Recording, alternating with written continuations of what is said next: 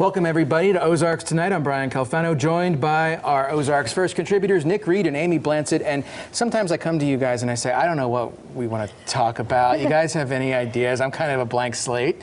And Amy brought up a really great topic that we've reported on a lot here at the station. I'm sure you've talked a lot about on your radio show. It's payday lending, the payday loan stores that we see around town. And I did some research after you brought the topic up, Amy. I was amazed to see a couple things. One, the rate of Missourians using these lenders is about twice the national average. And two, these lenders can charge up to almost 2,000% interest on a loan? Correct. Whoa. Yes. So what are we doing about this?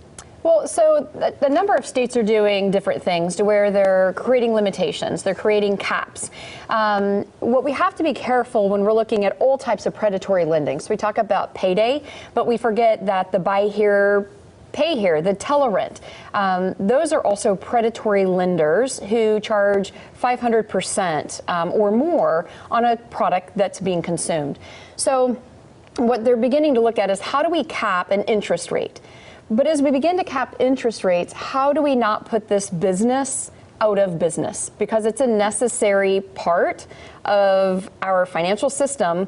Because for a bank, if we're not charging 36% or more on these loans, they're not making money, which means we can't employ individuals to run the bank. So what we've got to look at are systems in place that allow for individuals to be banked or to use these, but to not be charging 2,000% to where no one can ever get out of the cycle. Nick, at what point does the payday lending owner walk out onto the sidewalk and put the gun to the person's head to bring them inside to sign for the loan?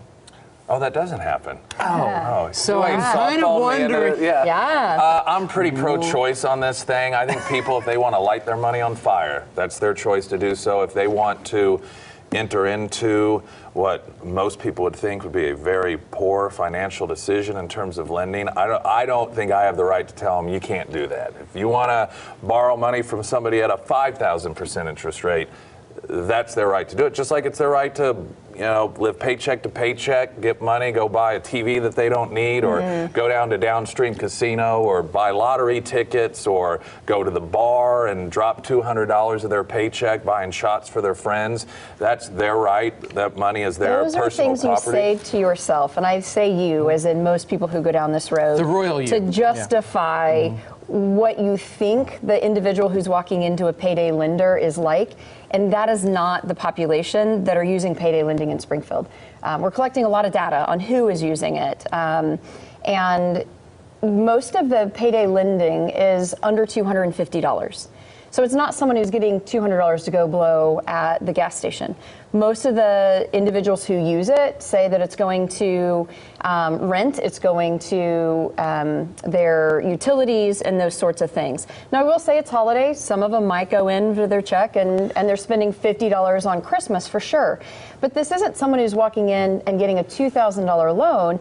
It's someone who's making $10.50 here in Springfield, Missouri, working full time, and yet their tire blows, the car breaks down, and even with the best budget, even if I asked you to, on a best day, live on this budget, stuff happens, and at that wage, it does not matter how much you want to walk into a bank and get a proper loan.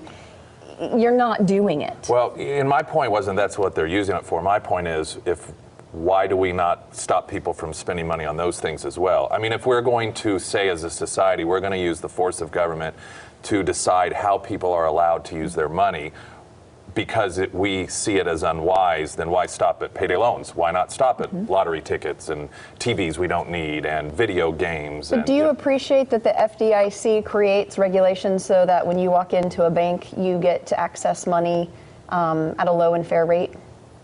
What do you mean? Do I appreciate it? I'm not sure. I mean, well, I don't use a bank. I'm a credit union kind of guy personally. But that's your money, though. But it's right? I mean, that's. But there are still regulations in the credit union. You can't walk in and they're going to say, "All right, well, today we're going to charge 200%." Oh, I see. And if you don't like it, then every other bank down the street's also charging 200%. So we just decided. No, and incidentally, I would be fine with that extreme because they wouldn't last very long doing that. Right, because we have voting capacity, we have the the network in order to make sure that they wouldn't last very long. But when we look at like what happened in the 80s, where interest rates did go up to high percentages, we saw housing purchases drop. So we all get to appreciate, at least the three of us sitting here, that we can walk into a bank and borrow funds at 5%. Right? We are never going to walk into a bank and they're going to say, well, your credit score dropped 20 points, so today your loan is now at 500%. What would the harm be, Nick, of enacting legislation? Because I think Republicans in Jeff City are on board with some of this too, of saying, okay, 100% interest, that's arbitrary, but that's a lot less than the top margin now. That's all you can charge on these things. What would be the danger from a policy standpoint of doing that? Well, for one, like I said, I just don't believe in denying people the right to do what they want with their money, whatever it is. But aside from that... But would it really restrict freedom and all that kind of thing? Well, sure. I mean, if I'm somebody and, for example, I'm a high risk for whatever reason, and because of that high risk, if you have some sort of cap when it comes to how much an institution can gamble on me, if you will, and then so they think, well, we're just not going to offer any longer. And I oftentimes hear this with payday loans. Well, this is the only place they can go. Well, what happens when they're not there then? Where do they go? But what about a nonprofit alternative? There are many nonprofits, yes. So in Springfield, and even outside of Springfield, St. Louis has some great systems. And what they're doing, so locally we have several churches that got together and put together funding so that individuals can come in and loan against. One of the things we have to be careful in those nonprofit sectors doing that is they still need to be in the banking system. So one of the things we've looked at that's been successful is to actually put money into a fund at a bank, so that individuals can do microloans against it. The bank keeps it in-house. It does a lot less of the paperwork.